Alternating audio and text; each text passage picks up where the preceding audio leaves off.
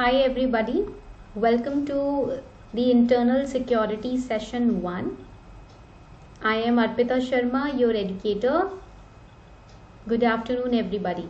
Now hello everyone, I am Arpita Sharma, your educator, and we are going to start with the crash course on internal security for GS paper 3. तो आज हम internal security का crash course लेकर आए हैं आप सभी के लिए. We are going to cover GS paper 3 internal security in these sessions. There will be combination of 4 classes wherein we are going to cover the complete internal security. ठीक है, तो 4 क्लासेस होंगी जिसके अंदर हम इंटरनल सिक्योरिटी के बहुत important topics cover करने वाले हैं. Now before we move further, start करने से पहले आप सभी के लिए एक छोटी सी अनाउंसमेंट है. I have a very small announcement for all of you in this class, and the announcement is regarding the T20 Daily Current Affairs series launched by Unacademy Plus. Unacademy has launched T20 Daily Current Affairs test series for all of you for free of cost. ये जो current affairs की test series होगी ये free of cost है आप सभी के लिए. And there will be 20 questions. You will be given 20 minutes. Detailed test analysis will be done at the end of the test. And daily they will be, the test will be created for all of you by Unacademy's top educators. तो हर दिन आप current affairs revise कर सकते हो prelims के इस test series के द्वारा. And you can use code ARPITA10 to unlock the plus experience for free. Unacademy app पर या वेबसाइट पे अगर आपको कोई भी फ्री क्लास देखनी है, कोई भी फ्री टेस्ट देना है, आप अर्पिता 10 कोड यूज करके अनलॉक कर सकते हो फ्री क्लासेस को. ठीक है, so the link is also given below in the description box. Do watch this, do give this test series. It's going to be helpful for all of you. Okay, so let's start the test. Let's start the session शुरू करते हैं internal security के ऊपर. Now when we talk about internal security, this is the introductory session. ये आज का जो session है ना, ये आपका इंट्रोडक्टरी सेशन है. ठीक है, तो इंट्रोडक्टरी सेशन में सबसे पहले first of all we'll understand what is GS paper 3 internal security, what you have to study in this, what sources you can use, and what is internal security, external security, challenges, right, security doctrine, everything we are going to cover today. आज हमारा पहला chapter है internal security के ऊपर. I am expecting all of you to make sure that you are making notes simultaneously in the class. आप notes class में simultaneously तैयार कीजिएगा. ठीक है, it's going to be very beneficial for all of you during revision. ठीक है, revision के time पे आप सभी के लिए काफी बेनिफिशियल रहेगा. Let's start without any delay. Okay, चलो स्टार्ट करते हैं क्लास को. Now as we all know, हम सभी को पता है when it comes to mains, जब हम मेंस की बात करते हैं, मेंस में जर्नल स्टडीज का पेपर होता है. You have journal studies in mains and journal studies is divided into 4 papers. ठीक है, journal studies paper 1, journal studies paper 2, journal studies paper 3 and journal studies paper 4. Paper 3 talks about economic development, it talks about disaster management, it talks about science and technology, it talks about biodiversity, it talks about environment ecology and internal security, और internal security के बारे में बात करता है. And when it comes to internal security, जब बात आती है आपकी internal security की, so what are the topics that you need to prepare in internal security? Because generally students are confused how to prepare internal security. Students confused रहते हैं. तो internal security के अंदर पहले तो आपको पढ़ना होता है what are the factors that are responsible to pose as a challenge in internal security. Internal security में कौन से factors हैं जो challenge बनकर आते हैं. ठीक है, then secondly you have to study terrorism. What are different types of terrorisms, what is non-state actor, what is the role of external state, ये topic पढ़ते हो, this is in the syllabus. then you study about Jammu and Kashmir militancy, फिर आप Jammu and Kashmir militancy के बारे में पढ़ते हो. ठीक है, उसके बाद क्या पढ़ते हो आप, you study about insurgency in North east India. ठीक है, नॉर्थ ईस्ट इंडिया में जो इंसर्जेंसी चल रही है आप उसके बारे में पढ़ते हो. Then another part of the syllabus is left wing extremism. दूसरा पार्ट है सिलेबस का लेफ्ट विंग एक्सट्रीमिज्म. ठीक है, what is left wing extremism, what is party structure, ये सारे पॉइंट्स आप पढ़ते हो. लेफ्ट विंग एक्सट्रीमिज्म में आप पढ़ोगे नक्सलिज्म के बारे में, you will study about Naxalism also. Then next point that you will study is that is cyber security. ठीक है, these are the part of components of your syllabus. I hope you are noting them down. If you are seriously preparing for UPSC, do note this down. This is a part of syllabus. Okay, so cyber security है syllabus में. And role of social media. Social media का क्या role है हमारे internal security में. Then management of border areas. Border area को कैसे management किया जा रहा है. What are the policies, plans, technology that government is using to manage the border area. Next part of internal security syllabus is communalism. Hindu Muslim के line पर किस तरीके से फाइट्स और वायलेंस और वॉर हो रहा है कंट्री में. Next part of the syllabus of internal security is disaster management. What are the types of disaster management. ठीक है, इतनी बात क्लियर हो गई आपको, डिजास्टर मैनेजमेंट का रोल. उसके बाद ऑर्गेनाइज्ड क्राइम्स क्या होता है आपको वो पढ़ना है. You have to study what is organised crimes. ठीक है, and different security organisations in the country. हमारे कंट्री में बीएसएफ, सीआरपीएफ, सीएपीएफ, ये डिफरेंट ऑर्गेनाइजेशंस हैं, डिफरेंट बटालियंस हैं, ये आपको तैयार करने हैं. ठीक है, तो ये आपका पार्ट हो गया इंटरनल सिक्योरिटी के टॉपिक्स का. इतनी बात क्लियर हो गई सबको. Let's start with the class then. So when we talk about internal security, जब हम internal security की बात करते हैं, we need to understand the difference between internal and external security. Internal security means, internal security का मतलब क्या होता है, that we are managing the borders internally so that our borders are sealed so that no vulnerable force can enter and make us weak internally. Right, उसे हम internal security कहते हैं. जब आंतरिक तरफ से हम अपने बॉर्डर्स को प्रोटेक्ट कर रहे होते हैं, वो इंटरनल सिक्योरिटी होती है. So internal security is the security of a country with in its borders. जब हम अपने बॉर्डर से इंडिया को सिक्योर कर रहे हैं या मैनेज कर रहे हैं security, we are managing the security within the border areas, that is internal security. Now we share our borders with so many countries. हम अपने बॉर्डर्स को कितनी कंट्रीज के साथ शेयर करते हैं. And we know that with some countries we have very hostile relations. कुछ countries के साथ हमारे रिलेशंस बहुत होस्टाइल हैं. For example Pakistan, for example China. So in order to make sure that our border strength is strong so that internally we can not be affected by the intense tensions or intense relation with the countries like Pakistan and China, we tend to manage our internal security. Internal security हम इसलिए manage करने की कोशिश करते हैं क्योंकि हमें अपने इंटरनली अपनी नेशन को उन कंट्रीज से प्रोटेक्ट करना है जिनके साथ हमारा जो रिलेशन है वो काफी अच्छा नहीं है, होस्टाइल है. ठीक है, that is why we require border security. इसलिए हमें बॉर्डर सिक्योरिटी की जरूरत होती है. And this implies maintenance of peace and law and order and upholding sovereignty of the country within its territory. So outside the territory we tend to uphold the security of the nation. Outside also we have, in many countries we have posted our army. For example Afghanistan में अपने help भेजी थी. ठीक है, तो externally हम अपने relations को स्ट्रॉन्ग कर ही रहे हैं, but internally also we need to make sure that our relationships are strong. ठीक है, इंटरनली भी हमें कोशिश करनी है अपने रिलेशंस को स्ट्रॉन्ग बनाने के लिए. And also we need to protect the life of the citizens living in near the borders. For example in JNK, for example in North East states, we need to maintain the safety of the people living near the borders. That is why internal security is useful. ठीक है, so internal security and external security, there is a huge gap between the two. दोनों के बीच में बहुत बड़ा difference होता है. Internal security is different from external security to the extent that external security is against aggression by a foreign country. अब आपने इधर सिलेबस के टॉपिक में देखा होगा that in the internal security I also mentioned communalism. किया था ना mention. I also mentioned insurgency. I also mentioned Naxalism. Now the Naxalite they are not people coming outside of the country, right. Naxalites वो लोग नहीं है जो बाहर से आ रहे हैं. No, they are the people who are not satisfied with the government, the people of our own country who are not satisfied with the government right now. Left wing extremism, ये नहीं कहते हैं कि बाहर से कोई आ रहा है, नहीं. Left wing extremism include those people only who are dissatisfied with the current government. Okay, so internal security also means maintaining the people inside the country also, so that the internal security of the country is not compromised.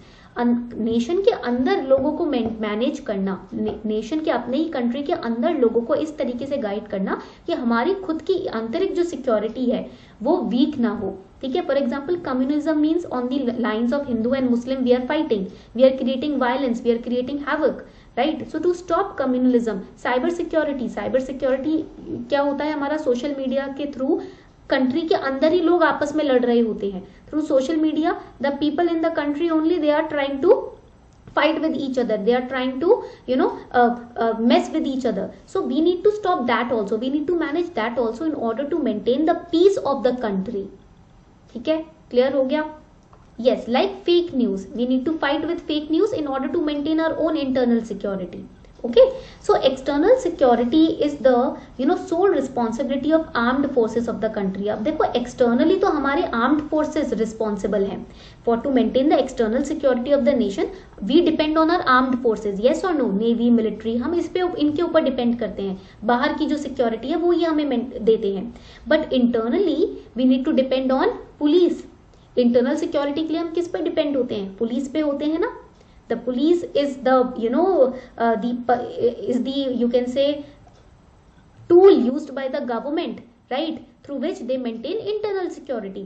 Okay, and police को north eastern areas में armed forces भी join करती हैं. ठीक है, तो police in the armed forces they are responsible for maintaining the internal security of the nation. ठीक है, and do we also have a role in maintaining the internal security, yes और no? क्या citizens का भी role होता है internal security maintain करने में? यस, सिटीजन्स का भी रोल होता है. कम्युनलिज्म को हम भी लोअर डाउन कर सकते हैं. We also can contribute in bringing down the fights on the name of communalism. ठीक है, लेफ्ट विंग एक्सट्रीमिज्म की बात आती है तो हम भी अपना रोल निभा सकते हैं as a civil servant to bring down Naxalism. अब civil servants who are posted in the areas where Naxalites are located, they can also play a very important role in bringing down Naxalism. ठीक है, इतनी बात क्लियर हो गई सबको? Okay, so now when we talk about, जब हम बात करते हैं इंटरनल सिक्योरिटी की, इंडिया में ministry of home affairs takes care of internal security. So in India, which ministry has the control, has the charge to take care of the internal security? It is the Ministry of Home Affairs. And external security comes under, external security का charge किसके पास होता है? Ministry of Defense. Okay, remember this basic difference. External और internal security में ये basic difference याद रखिएगा. Internal security the responsibility is of ministry of home affairs, external security responsibility is of ministry of defence. And in many countries, MHA, that is Ministry of Home Affairs, is also called Ministry of Internal Affairs or Ministry of Homeland Security. This is again very important point for your prelims. ये आपके prelims के लिए काफी important point है, इसको please note down कर लो, please note it down. Okay, so in many countries, MHA is also known as MHS, that is Ministry of Homeland Security and Ministry of Internal Affairs. अब Ministry of Homeland Security इसको USA में भी बुलाया जाता है. ठीक है, now let us understand threats. अब देखो इंटरनल सिक्योरिटी की बात आ रही है, we are talking about security. So where there is threat there is security, yes और नो? जहां पर थ्रेट होता है, धमकी होती है, किसी तरीके का खतरा, डेंजर होता है, वही सिक्योरिटी आती है ना. Only there we get security, right? इतनी बात सबको समझ आ गई? तो because of threat the need for security comes. Strange danger की वजह से ही सिक्योरिटी की जरूरत पड़ती है. So how can you classify threat into different types? अब आप थ्रेट को अलग अलग टाइप्स में कैसे डिवाइड कर सकते हो? This has not been divided by the government, this has been formulated by Chanakya. अब थ्रेट यानी कि खतरे को, डेंजर को भी डिवाइड किया गया अलग अलग पार्ट्स में चाणक्य के द्वारा. सो कौटिल्य रोट इन अर्थशास्त्र, Kautilya is Chanakya, that a state can be at risk from above 4 kind of threats. That means there can be 4 kind of threats on the basis of which there can be a risk over the management of a state. एक state के ऊपर 4 तरीके के खतरे जो हैं वो मंडरा सकते हैं. ठीक है, first is internal threat. Give me one example of internal threat in the comment section. Comment section में एक एग्जांपल दीजिए मुझे इंटरनल थ्रेट का, फटाफट से. Yes, it can be communalism, it can be naxalism. Internal threat can be murder, insurgency, robbery, large scale robbery, right? Or it can be communalism. Now coming on external threat, आपका next threat हो जाता है external. What can be the Example of external threat, yes, China and Pakistan. Okay, yes, very good. Now next is internally aided external threat. Internally aided external threat, give me one example. यानी कि कोई country खुद help कर रही है किसी और country पर अटैक करने के लिए. Terrorism, very good.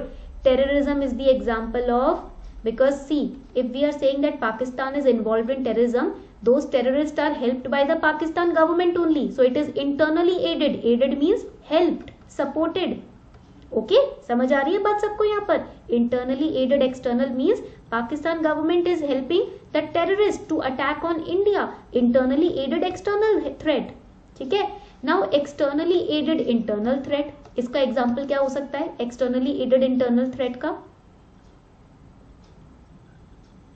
Externally aided internal threat,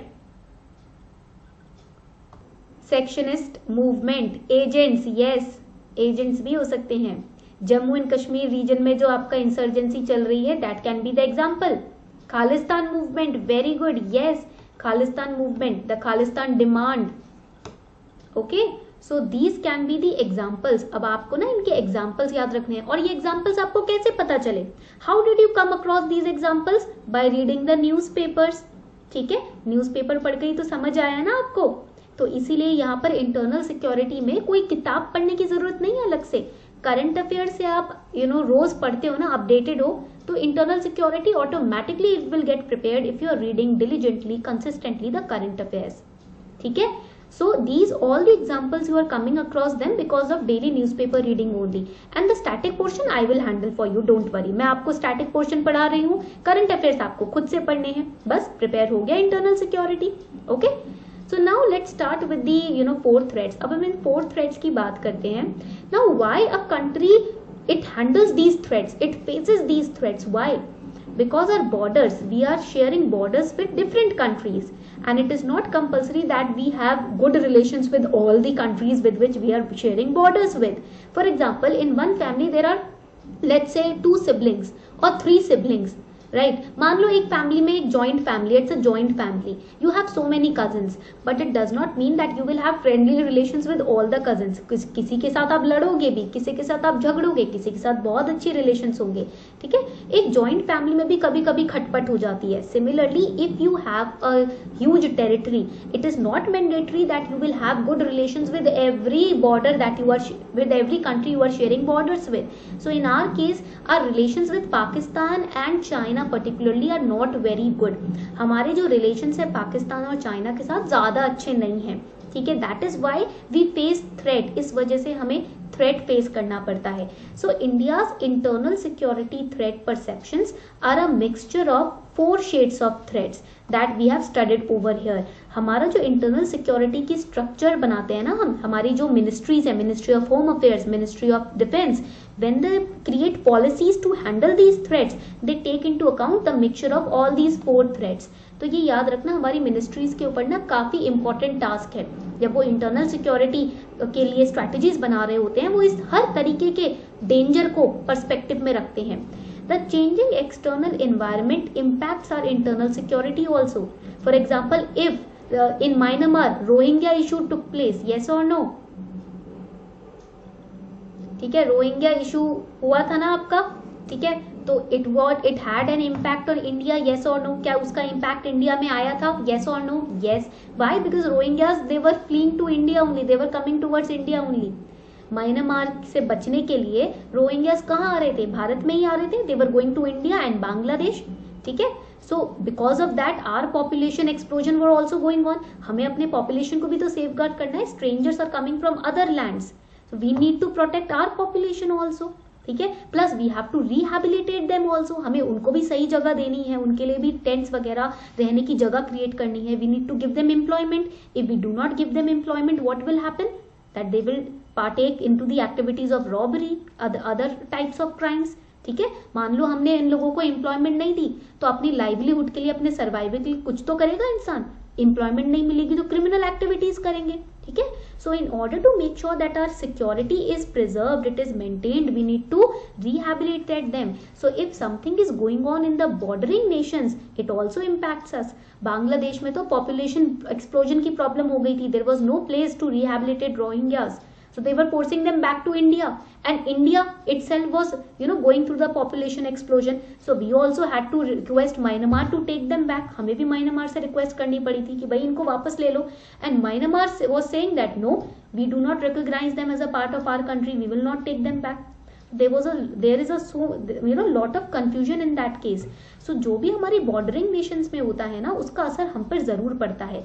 इसलिए इंटरनल सिक्योरिटी मेंटेन करना बहुत जरूरी है. That is why maintaining internal and external security is a must.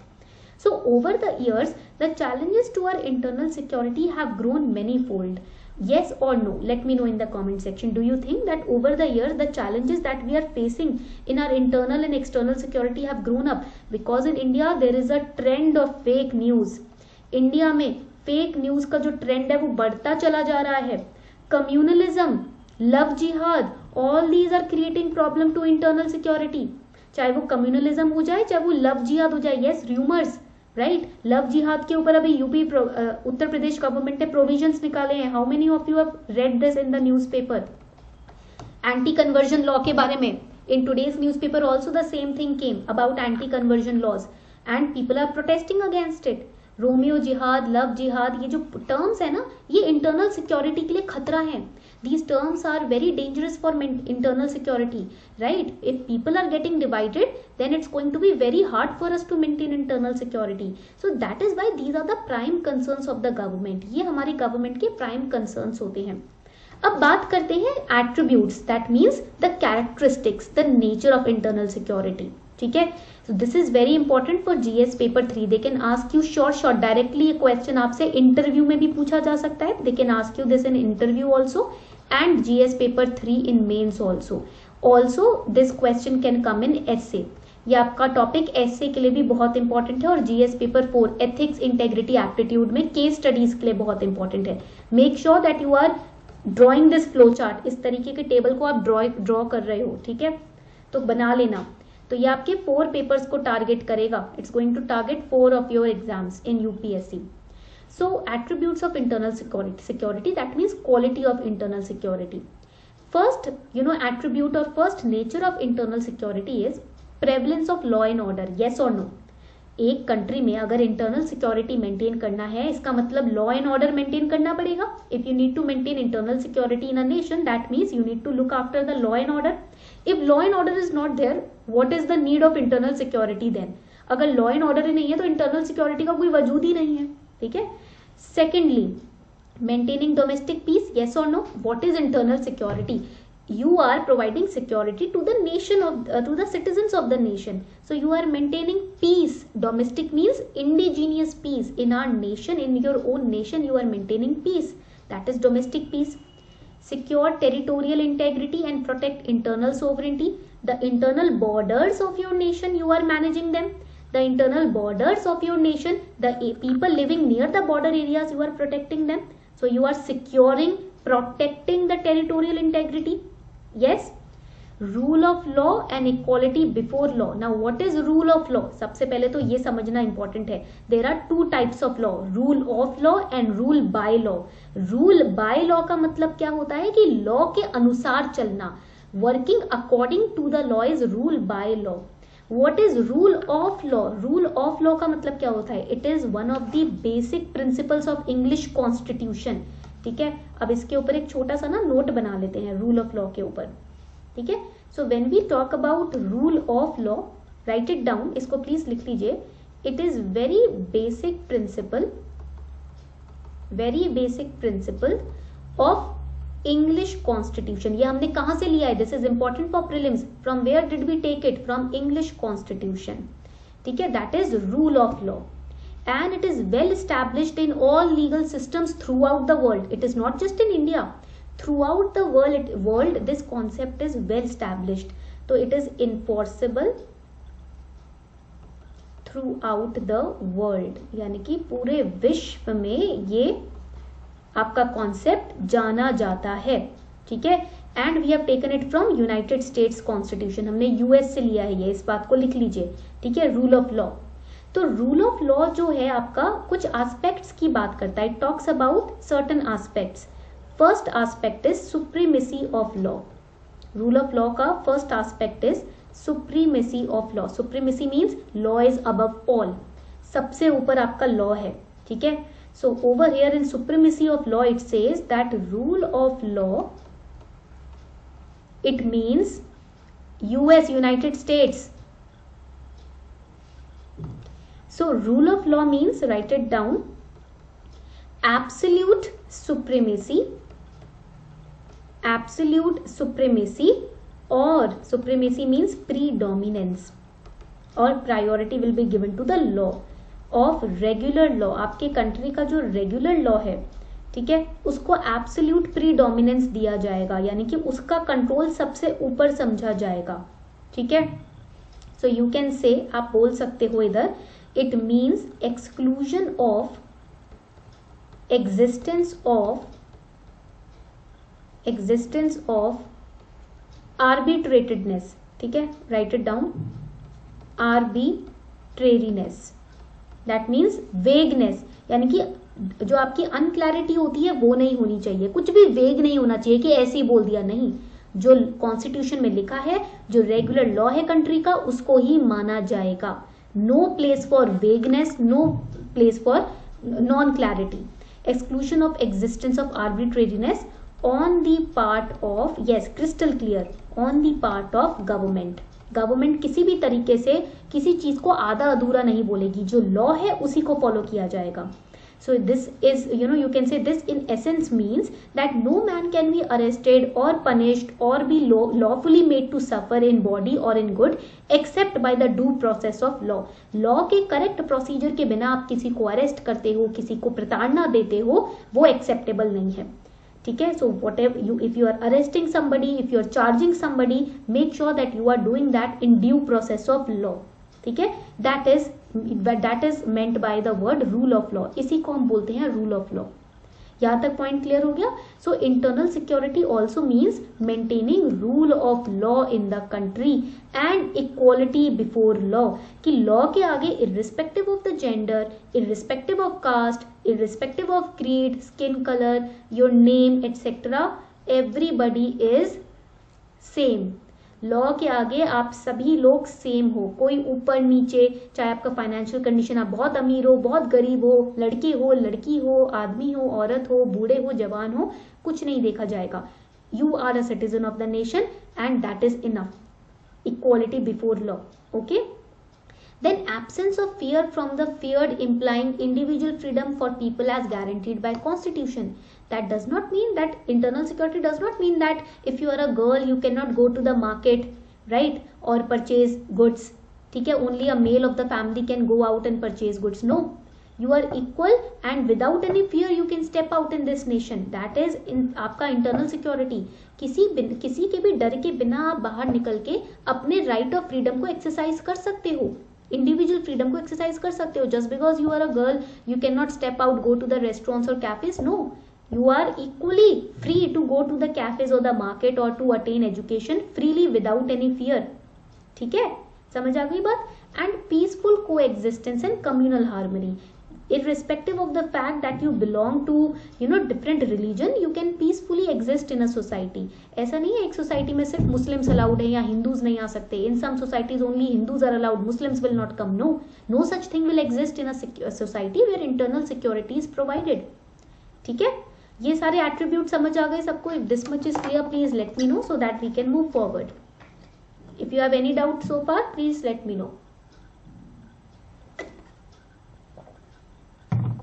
Okay, clear? Let's move forward. Now, what are the major challenges to internal security in our nation? हमारे nation में internal security के major challenges क्या हैं? First is terrorism, both international also and domestic also. Domestic terrorism की जब हम बात करते हैं हम बात करेंगे JNK की, ठीक है, समझ आ रही है बात। हम बात करेंगे ओडिशा के जंगलों की, ठीक है, हम बात करेंगे छत्तीसगढ़ के जंगलों की, okay. Then JNK militancy and terrorism, insurgency in northeast, that already we have covered. Assam, yes. Left wing extremism, that means the Naxalites, हम इनकी बात करेंगे. ये these are the challenges to internal security. I am listing the challenges first down, then in the later sessions we'll study all these challenges in detail. Organized crime and its nexus with terrorism. अब for example organized crime का example क्या हो सकता है? Give me some examples of organized crimes in India which are well planned in advance. Yes, drugs peddling. Organized crime में क्या आ जाएगा? जो आपका ड्रग्स के केसेस होते हैं, ड्रग्स रिलेटेड क्राइम्स होते हैं, बॉम्ब ब्लास्ट होते हैं. Yes, correct. ठीक है. Yes, riots in some cases, the protest and the riots, ये ऑर्गेनाइज्ड क्राइम्स में आते हैं. ठीक है. Yes, bank robberies, they also come under organised crimes. Unlawful activities of any kind, these are organised crimes. Yes, 26/11 attack on Mumbai. ठीक है. तो ये सारे आपके ऑर्गेनाइज्ड क्राइम्स हैं. कम्युनलिज्म, कम्युनलिज्म की जब हम बात करते हैं, इट मीन्स फाइट्स और violence on the basis of religion. ठीक है. Fights and violence on the basis of religion, that is communalism. Communal riots, religion के बेसिस पे जो लड़ाइयां होती हैं, क्राइम्स होते हैं, वो कम्युनलिज्म में आएंगे. Caste and ethnic tensions, for example Boko Haram caste. ठीक है. बोको हरम कास्ट और रोहिंग्याज. ठीक है. तो अलग अलग आपके, and also the Bru tribe, the Reang tribe, the problems which are going on in Mizoram and Tripura right now. ठीक है. Then comes regionalism and interstate disputes. Now what do you understand by the term regionalism? Regionalism का मतलब क्या होता है? It is a kind of political ideology. ठीक है. चलो रीजनलिज्म को भी पढ़ लेते हैं यहाँ पर. These are the important terms that can be asked in GS paper 3. So regionalism एक तरीके का this is a political ideology. ये एक पॉलिटिकल आइडियोलॉजी है which focuses on, write it down, it focuses on development of political और social system based on one और more regions. Regionalism है, religionalism नहीं है. It's regionalism. It is not based on one religion, it is based on regions. Okay. Development of political और social system based on one और more region और regions. ठीक है. और रीजन्स एंड और the national normative, that is common, and economic interest of a specific region. ठीक है. इतनी बात समझ आ रही है सबको? तो आप किसी एक रीजन को लेकर जब लड़ाई करते हो, एक रीजन के के बेसिस पर जब आप प्रोटेस्ट करते हो, उसको हम रीजनलिज्म बोलते हैं. When you are just focusing not on the nation as a whole, only on region. When you are focusing on the welfare of one region only, for example, let's say अगर ममता बनर्जी की हम बात करें, ma'am की, तो वो बंगाल को लेकर बहुत ज्यादा सेंसिटिव हैं. ठीक है. Very rarely she talks about the nation as a whole, she talks about Bengal, right. तो अगर आप बंगाल के नाम पे पॉलिटिक्स करोगे, बंगाल के नाम पर प्रोटेस्ट करोगे, तो वो रीजनलिज्म हो जाएगा. When you will just focus on the development of one state, that will be regionalism. Yes, Nagaland also. Assam की भी बात करें हम, अगर असम अकॉर्ड के टाइम पर they were more focused on only Assam, only the political development of Assam, social development of Assam, that will be regionalism. ये एक ऐसी पॉलिटिकल धारणा है, पॉलिटिकल आइडियोलॉजी है जो सिर्फ एक रीजन के डेवलपमेंट पे फोकस करती है. ठीक है. That is regionalism. Okay, clear हो गया? गोरखालैंड, यस. ठीक है. यहां तक पॉइंट्स क्लियर है? So regionalism, if there are interstate disputes on the name of regionalism, that will also be a major challenge. वो भी एक मेजर चैलेंज हो जाएगा. Cyber crime and cyber security. ठीक है. So now cyber crime and cyber security, when we talk about cyber crime, cyber security, we can give examples of hacking also, we can give examples of data leak also. हम data leak की भी बात कर सकते हैं इधर. ठीक है. yes, email fraud की भी हम बात कर सकते हैं. ठीक है. and also bank frauds की बात कर सकते हैं. yes, very good. okay, cyber bullying, yes, we can talk about cyber bullying also. that will be cyber crime and cyber security. Fake news की भी हम बात कर सकते हैं इधर. ठीक है. We can also talk about fake news. Then border management. Border management में there are different Now border management में CAPF, all the organizations which are working for protecting the border areas, the science and technology, the drones which are being used in the border areas. Then coastal security. Now do you think coastal security is important? Yes or no? आपको लगता है coastal security important है? Yes, it is very necessary for the coastal areas. आपका western Ghats और eastern Ghats का जो area है वहां कोस्टल सिक्योरिटी की कितनी जरूरत है? If you think that by land route anybody can attack you, don't you think by sea route also people can attack you? ठीक है, फिर महाराष्ट्र का 26/11 का जो अटैक हुआ था, so in that case coastal security is very important, it is a must in the country. ठीक है, both land routes and sea routes they are must in a country. ठीक है, they are must to be protected in a nation. So these are the different challenges which our internal security face. ठीक है, right now. Now when we talk about nationalism, जब हम सबसे पहले nationalism की बात करते हैं, what can be the definition according to you of nationalism? It is currently the biggest internal security threats. India में सबसे बड़ी जो internal security threat है वो nationalism की ही है. तो ये national violence होता क्या है? तो this term nationalism ना, it derives its name, write it down, it derives its name from the village Naxalbari.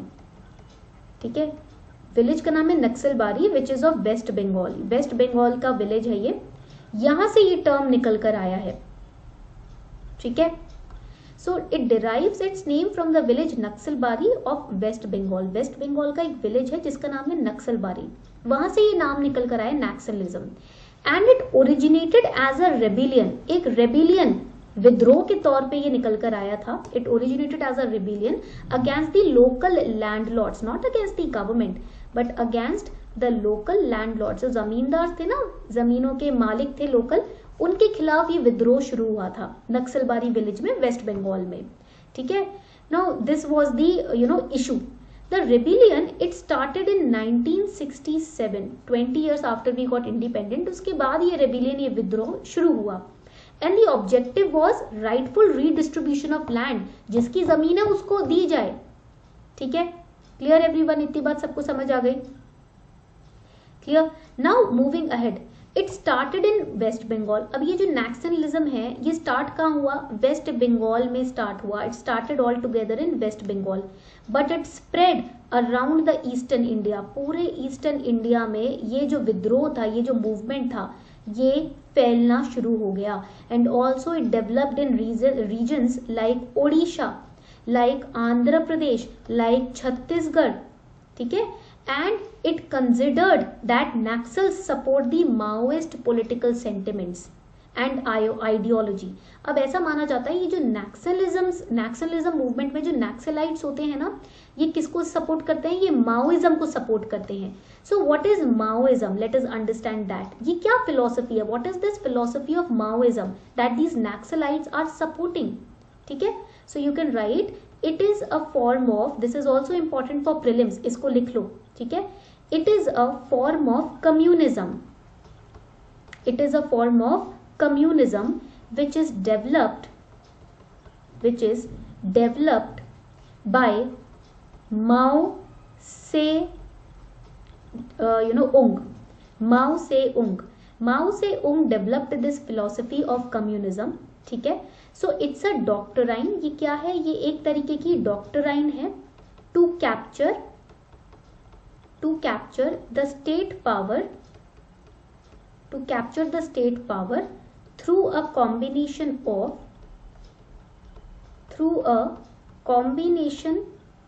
of armed insurgency. यानी कि आप गवर्नमेंट से उनकी पावर छीन लेते हो आर्म्ड इंसर्जेंसी यानी कि वायलेंट प्रोटेस्ट के थ्रू. ठीक है, एंड मास मोबिलाइजेशन, जिसमें आप लोगों को इंक्लूड कर लेते हो. You include the local people also. And by forming strategic alliance, you snatch away the power from the state government, from the state. ठीक है, इतनी बात समझ आ गई? This is the doctrine of Maoism, which was implemented by Mao Se-ung, जिसको नैक्सलाइट्स ने capture किया है. तो ट्राइबल एरिया में, इन the tribal area, when the tribal people are discontented with the government, they enter into nationalism. ठीक है, इतनी बात सबको समझ आ गई? If this much is clear please let me know. ठीक है, okay. So let's move forward, आगे बढ़ते हैं। Now when we talk about Naxal movements in India, जब हम इंडिया में, भारत में नक्सल मूवमेंट्स की बात करते हैं, so over here in its initial stages, that means in the early stages, the movement had a very strong ideological moorings, because initially this was the first time in West Bengal when people were coming together against the injustices which were being done on them by the landlords. So they were very, motivated, strongly motivated.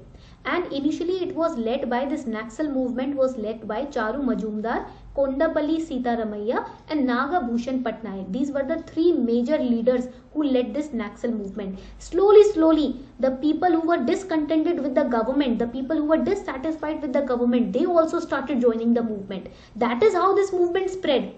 इसी वजह से ये movement जो है धीरे धीरे बढ़ता ही चला गया। सो what can be the causes of Naxal movement? अभी नक्सल मूवमेंट के कॉज क्या होते हैं, कारण क्या होते हैं, व्हाट आर द कारण और causes of this movement? First is the political factor. Yes और नो, जल्दी से बताएं। पॉलिटिकल फैक्टर होता है when the policies of the government, they are not helping or satisfying the tribal people, they will indulge in a protest against them. जब government की policies लोगों को पसंद नहीं आएंगी, if the policies of the government is suppressing the people, not looking into their welfare, what will happen? Protest will happen. ठीक है। Economic factors, for example there is poverty in the tribal areas, ठीक है, deep rooted poverty, government is not doing anything about it, so economic factors will also force them. Plus if people are unemployed, what will they will do? अगर लोग unemployed हैं तो क्या करेंगे? So economic factors means if people are unemployed, they can be mind washed also. अगर लोग unemployed हैं तो उनका mind wash, brain wash किया जा सकता है, उन्हें भड़काया जा सकता है। ठीक है, तो क्या करते हैं लोग? आर्म्स उठा लेते हैं, वेपन्स उठा लेते हैं। If people are mind washed, they are unemployed, what will happen? They will pick up weapons. लोग अनएम्प्लॉयड हैं तो वेपन्स उठा लेंगे। ठीक है, okay, yes. For example stone pelters in JNK, यानी कि कश्मीर में जो आपने देखा होगा स्टोन पेल्टर्स यानी कि पत्थर फेंकते हैं। ठीक है, तो वो लोग क्या करते हैं, कुछ लोग उनमें से अनएम्प्लॉयड होते हैं, उनको भटकाया जाता है, माइंड वॉश किया जाता है, वो लोग भी पार्टिसिपेट करते हैं। आप अगर उनसे पूछोगे आप ये क्यों कर रहे हो, तो उनको भी नहीं पता वो ये क्यों कर रहे हैं, बस उन्हें पैसे मिल रहे हैं, मिसगाइड किया जा रहा है, भड़काया जा रहा है। इकोनॉमिक फैक्टर्स भी रीजन है। फॉर एग्जांपल टेररिज्म में लोग कैसे घुसते हैं? Most of the people who are entering into terrorism, they are entering just because the person or the institution or the organization is giving them money.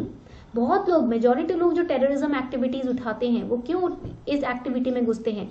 क्योंकि उनको पैसे दिए जा रहे हैं, उनकी फैमिली को पैसे भेजे जाते हैं। Economic factors, if you are poor, unemployed, the person can be mind washed. अगर गरीब है, अनएम्प्लॉयड है, उसका दिमाग घुमाया जा सकता है। Then environmental degradation, many of the Naxal movements are also fought for protecting the environment. ऐसा नहीं है सारे नक्सल मूवमेंट जो होते हैं वो सब गलत मोटिव से ही होते हैं, नहीं। All the Naxal movements are not conducted for wrong intentions. Most of the people, they are also fighting to protect the environment, right? They see that the government is not doing much for protecting the environment. As a result, you can see the climate change. Result में आप देख सकते हो climate change कैसा हो रहा है. Yes, deforestation. तो ट्राइबल जो लोग हैं ना, उनका मकसद ही ये होता है कि उन डिफॉरेस्टेशन को रोका जा सके, यानी कि पेड़ों को काटने से रोका जा सके. Lack of basic facilities. The government is not reaching out to the people living in the hinterlands of the forest in Assam, Chhattisgarh. Because of lack of poor facilities around them, lack of education, basic facilities, they are protesting against the government. अब education नहीं है, आप देखोगे छत्तीसगढ़ के जंगलों में लोगों के पास एजुकेशन नहीं है, प्रॉपर रहने की जगह नहीं है, आए दिन बाढ़ आती है, घर सारे टूट जाते हैं, गवर्नमेंट नहीं पहुंच रही है वहां तक। तो इस वजह से भी ये लोग गुस्सा होकर गवर्नमेंट के खिलाफ खड़े होते हैं। This is also one of the reason. ठीक है, यहां तक बात पॉइंट क्लियर हो गया। So political factors, nature and apathy of political system towards tribals remained one of the most important factors that lead to such uprisings. When the government is not reaching out to the people, जब government लोगों तक नहीं पहुंचती है, when government is not thinking about the welfare of those people living in the forest area in the hinterlands of Chhattisgarh, Jharkhand, जब छत्तीसगढ़ और झारखंड के schools में या सॉरी एरियाज में, राइट, हट्स में, वहां तक गवर्नमेंट नहीं पहुंच पा रही है, तो गुस्सा होकर पॉलिटिकल रीजन से नक्सल मूवमेंट स्टार्ट किया जाता है. Lack of political participation by tribal community, you are not giving them seats, representation in the politics, that is also the reason why they are so angry. Economic factors, poverty and economic inequality. अब आप देखोगे the people living in the boundary of Jharkhand, in the periphery of Jharkhand, ठीक है, and people who are living actually in Jharkhand in the well settled area, there is a huge gap of economic gap between the to. जो झारखंड के territory पे huts में रह रहे हैं लोग और जो झारखंड के अंदर अच्छे से सेटल्ड होके लोग घरों में रह रहे हैं, उनके बीच में इकोनॉमिक गैप कितना बड़ा है. ठीक है, तो economic factors also and plus resource exploitation. Now the tribals, their resources, their forest are being exploited. जो ट्राइबल्स हैं उनके फॉरेस्ट, उनके जंगलों को एक्सप्लॉयट किया जाता है, काटा जाता है, डिफॉरेस्टेशन किया जाता है, जिस वजह से जो उनका मेन लाइवलीहुड है उसको आप उनसे छीन लोगे तो they will be unhappy. If you are snatching away their main source of livelihood from them, they will be unhappy, right. Environmental degradation, activities like mining, opening up industries which is creating pollution. आप industries open up कर रहे हो tribal areas में जिससे pollution फैल रहा है. तो the people of the tribal area or the people living around the industries, environmentally also they are being degraded. So they will stand against the government then. government के खिलाफ खड़े होंगे वो. That is natural. ठीक है, इतनी बात clear हो गई सबको. So what can be the ways to end Naxalism in India. तो भारत में इसको खत्म करने के लिए, नक्सलवाद को खत्म करने के लिए क्या किया जा सकता है. First very important point is good governance. ठीक है, काफी इंपॉर्टेंट पॉइंट सबसे पहले ये है कि आप गवर्नेंस में सुधार लाओ. If you are managing your governance, correcting your governance properly, obviously indirectly you are helping the Naxalites only. You are trying to calm them down. आप उनको समझा रहे हो कि हम आपके लिए काम कर रहे हैं. You are reaching out to the people living in the hinterlands of Jharkhand, Chhattisgarh, ठीक है, Assam. Then dialogue, when you are not talking with them, you are not approaching them, you are not communicating with them. Because of this communication gap also, they are brainwashed. अगर आप उनसे directly बात नहीं करोगे तो कोई और आके उनका दिमाग घुमा देगा. Somebody else will take advantage of lack of communication link. Yes or no? अगर communication नहीं होता, for example, let's say you and your sibling, you are not talking with each other. ठीक है, and if the friend of the sibling of your sibling he tries to brain wash the sibling against you, then it will create a gap in your relation ना. आपके और आपके भाई में मान लो बन नहीं रही और भाई का दोस्त आके उसको आपके खिलाफ भड़का देता है तो आप दोनों में गैप और बढ़ जाएगा. Same thing is happening in this movement also. Government is not communicating with them properly and somebody else is brainwashing them, right? That is why also the gap is increasing between government and the Naxalites. So government should reach out to them, should send their representatives. For example, you will become the future administrator of the country. If you are posted in the Naxalite regions, you need to talk to them. मान लो आप future में अभी administrator बनने वाले हो, मान लीजिए कि आपको नक्सलाइट रीजन में पोस्ट कर दिया गया, तो आप अपनी तरफ से बात करोगे ना. You will try to talk to them, listen to them, write down their needs, communicate the same with the government, communicate what the government is saying to them. So they will feel more assured कि हमसे कोई बात कर रहा है, हमें कोई समझ रहा है. ठीक है, generate more employment and increase wages. Yes or no? Economic condition सुधारोगे तो वो क्यों किसी तरीके की आर्म्ड एम्यूनिशन में या प्रोटेस्ट में पार्टिसिपेट करेंगे. If you are trying to build up their economic condition, then why will they participate in such protest. They will be happy ना. एक सेंस ऑफ लाइवलीहुड उनको मिलेगा. They are earning regular source of income, they are having that. They will feel more encouraged, more empowered to work hard. ठीक है, समझ आ गई बात. So now moving forward, rehabilitation and resettlement. So if because of industries their huts have been destroyed, मान लो industries open up हुई और उनके कारण उनके huts को destroy करना पड़ा. If you are providing them rehabilitation, compensation, they will be happy with you or not. मान लो किसी नेचुरल डिजास्टर की वजह से या इंडस्ट्रियल चेंज की वजह से उनके घर तबाह हो गए, आप उनको रिहैबिलिटेशन दे रहे हो, घर दे रहे हो, ऑल्टरनेटिव दे रहे हो, you are resettling them. What will happen? They will be on your side, on the government side. Why they will be angry with the government then if the government is building their houses? Then prevent environmental degradation, prevent deforestation, protect their areas, protect their forest. ठीक है, and give them proper representation in the politics so that they can represent their community. उनको politics में proper representation दोगे, वो अपनी community को represent कर पाएंगे properly. ठीक है, इतनी बात सबको समझ आ गई. So this is the need of the hour right now. If you are bridging communication gap with them, if you are giving them education, employment opportunities, protecting their environment, then and also you are rehabilitating them, compensating them for the damage and the loss, This is going to help them. This is going to destroy the nationalism and this is going to help them empower their own selves. वो खुद को empower कर पाएंगे, and if they will be empowered, then your economic development of the nation will also boost up. हमारी nation का भी तो development होगा, ठीक है? इतनी बात सबको समझ आ गई तो जल्दी से बताओ. So if whenever you plan any strategy regarding internal security, अगर आप कोई भी स्ट्रैटेजी इंटरनल सिक्योरिटी के रिगार्डिंग बनाते हो after becoming an administrator, you have to keep in mind the following elements: political element, socio economic element, governance, police and security forces, because they have to be encouraging in nature and not discouraging in nature. In many areas in Chhattisgarh, Odisha, it has been reported that the security forces have mistreated the tribal people. Yes or no? News में कितनी बार ये record हुआ है ना कि security forces के लोगों ने ट्राइबल विमेन के साथ गलत हरकतें की हैं, ठीक है? So if you are training the security forces with empathy, अगर आप सिक्योरिटी फोर्सेस को एम्पथी सिखाओ, to feel the other person's emotions. Empathy is to understand the other person's emotion. Empathy का मतलब होता है सामने वाले के इमोशंस को समझना. So if security forces and police forces who are deployed in the Naxal areas, if they are trained properly, humanly, then what will happen? The tribal people will never feel bad about the government or think bad about the country.